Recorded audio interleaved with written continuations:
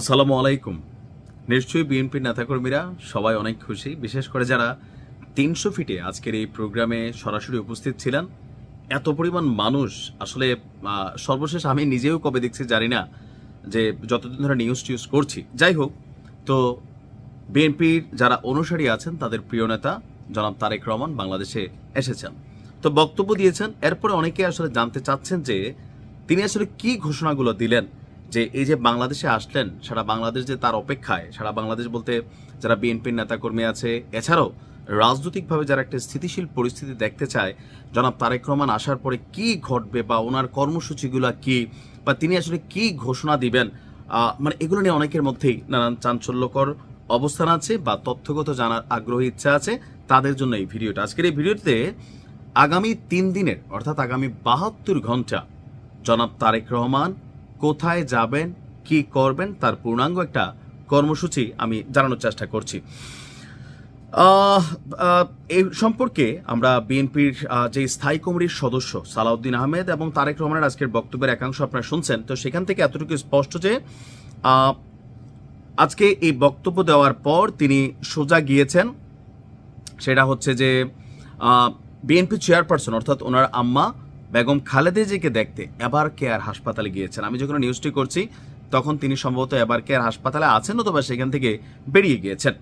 তো এবার কেয়ার হাসপাতাল থেকে যদি তিনি বের হয়ে থাকেন, তাহলে সেখান থেকে বিমানবন্দর সড়ক হয়ে কাকুলির মোড় হয়ে গুলশান ২ নম্বর বাসভবনে চলে গিয়েছেন, অথবা তিনি যাত্রারত আছেন।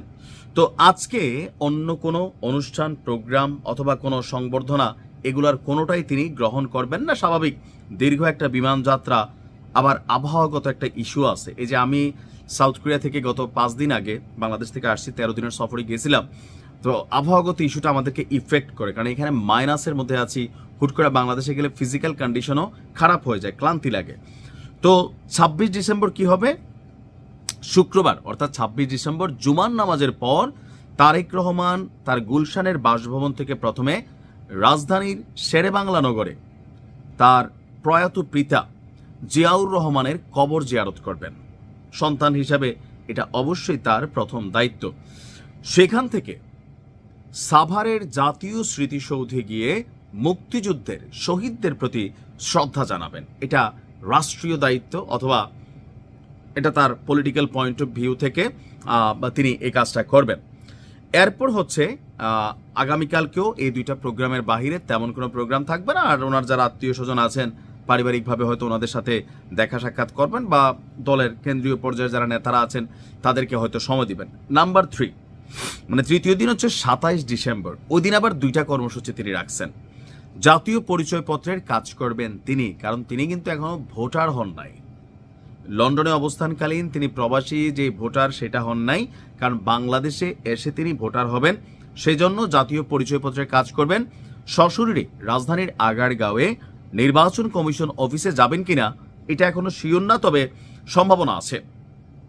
আর 27 তারিখে ভোটার হবার জন্য যত কাজ আছে সব কাজ করবেন। এরপরে শহীদ ওসমান হাদির যে কবর আছে, সেই কবর জিয়ারত করতে ঢাকা বিশ্ববিদ্যালয় ক্যাম্পাসে তিনি যাবেন। কবর জিয়ারত শেষে সেখান থেকে রাজধানীর শ্যামলীতে পঙ্গু হাসপাতালে চিকিৎসাধীন জুলাই গণঅভ্যুত্থানে যারা আহত হয়েছে তাদের সাথেও তিনি দেখা করবেন। এরপর আরেকটা অনুষ্ঠান হবে, সেটার বিস্তারিত পরে হয়তো আমরা জানতে পারবো। তো এই হচ্ছে আগামী 72 ঘন্টা তারেক রহমান দেশে আসার পর যে ঘোষণাগুলো দিয়েছেন বা আসার আগে, এই হচ্ছে তার কর্মসূচি। তবে বিশেষ কারণে এখানে কর্মসূচিতে পরিবর্তন আসলেও আসতে পারে। ভালো থাকুন। আসসালামু আলাইকুম।